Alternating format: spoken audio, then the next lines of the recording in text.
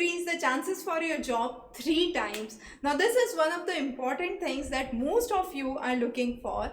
Now this year starting, NTA NET has the UGC has declared that whatever subject you do your bachelor, the 4-year bachelor's or your master's in, irrespective of that, you can appear for the NET examination. Now what's the benefit for this? The major benefit for this is NET examination is held every 6 months. So let's say this 6 months you apply for one subject and you qualify for NET in that subject. Next 6 months you apply for another subject and qualify in that subject. So within a period of 1.5 years, you can have 3 NET in 3 different subjects, and that increases your chances for job placement obviously.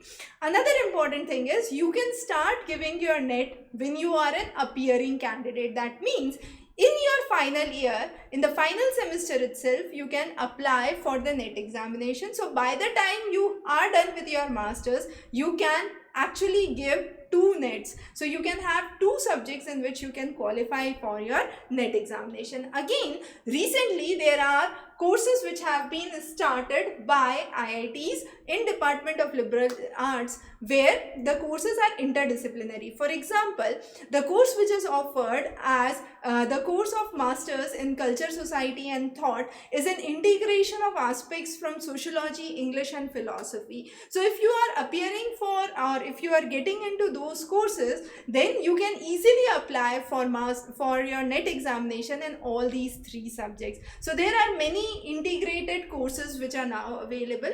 With doing those courses, you can definitely apply for NET in various subjects and increase your chances or job potentials. So prepare well, study well. In case you have any questions or queries, we are there to help you. Feel free to connect back. Thanks for joining in.